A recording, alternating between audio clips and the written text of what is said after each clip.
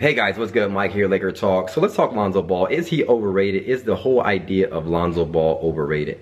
You know, I'm starting to think so. I threw this idea out on Twitter, and you know, it's just a lot for me, and I'm not really sold really on Lonzo Ball and the hype that's generated around him.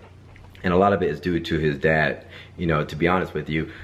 But you know, this is just a topic, something I just want to talk about. But I was listening to LeVar Ball today talking about how he doesn't need, you know, his son doesn't need any advice from Kobe.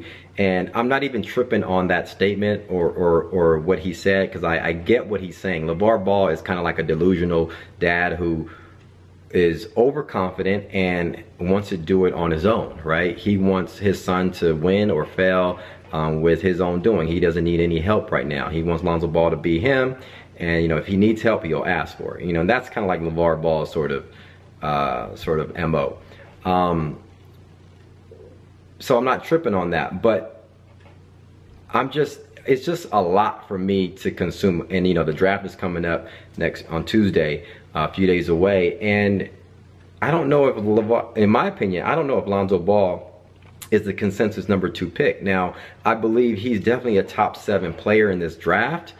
Maybe a top 5 player, but is he a sure shot at #2? He's rated that high in all the mock drafts, but when you look at what he is, he's a 6'6" athletic guard, pass first type of guard. He's not a dominant scorer. He's not somebody that can take over a game.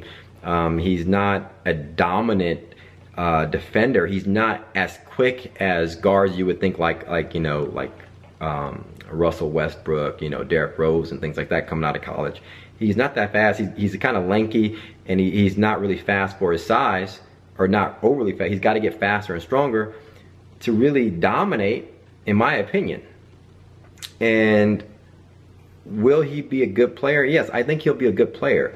But is he better than what Josh Jackson could provide, you know, at his height and his athletic ability, or what De'Aaron Fox can provide at his scoring ability and his amazing defense on the guard level, or the dude Tatum from Duke?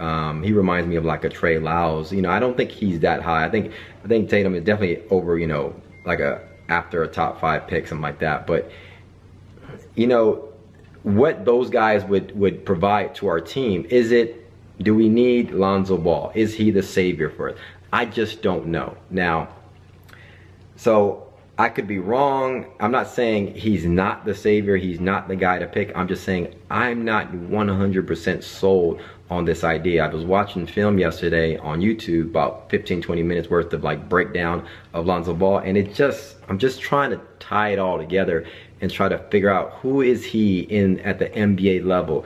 Is he a Jason Kidd or whatnot? I don't think he's there yet. Jason Kidd had, you know, great speed for his size, faster in my opinion than Lonzo Ball, and he was, you know,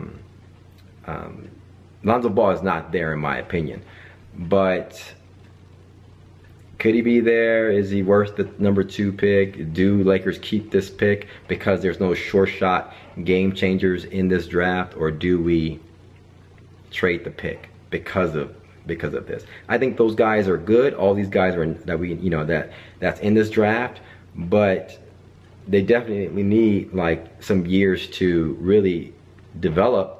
I think a couple years at least to be very productive, you know, like really productive, or what they're going to be, you know. Or do we package this pick for a sure shot all-star right now?